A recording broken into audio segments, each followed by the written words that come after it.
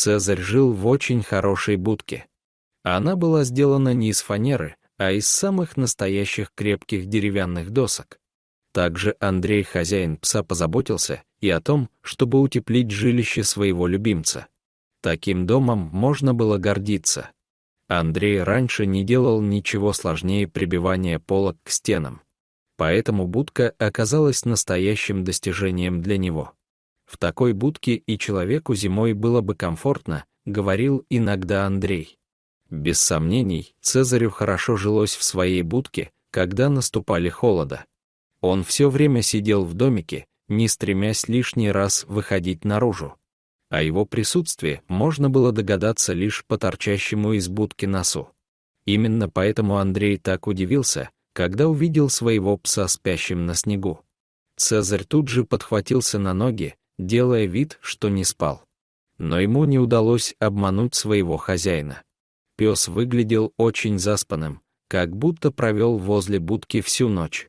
«Ты же простудиться можешь», — ужаснулся Андрей. «Чтобы я больше такого не видел». Цезарь смотрел на хозяина так, будто понял, что тот ему сказал. Андрей успокоился. Но следующую ночь пес снова провел во дворе, так и не перейдя спать в будку.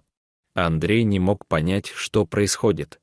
Утром он, отдав Цезарю миску с едой, заглянул в домик, пытаясь увидеть, что именно пугает его собаку. В будке оказалась кошка с 2 котятами. Животное неприязненно посмотрело на человека, но даже не шелохнулось. Рискнув, Андрей перенес кошку и ее детей на свою веранду. Будка, конечно, теплая, но котята слишком малы, чтобы этого было достаточно. К тому же, у Цезаря не получилось бы вечно спать на снегу без вреда для здоровья. Кошка очень плохо отнеслась к человеческой инициативе. Она шипела на Андрея и даже попыталась его оцарапать. Но тот не отступил. Когда он переложил кошку на матрасик, она тут же успокоилась и начала лизать котят. Она позволила Андрею дать ей еды, но не разрешила ему приблизиться к себе, чтобы погладить. Цезарь очень обеспокоенно наблюдал за всем происходящим. Он бегал вокруг хозяина, не сводя глаз с кошки.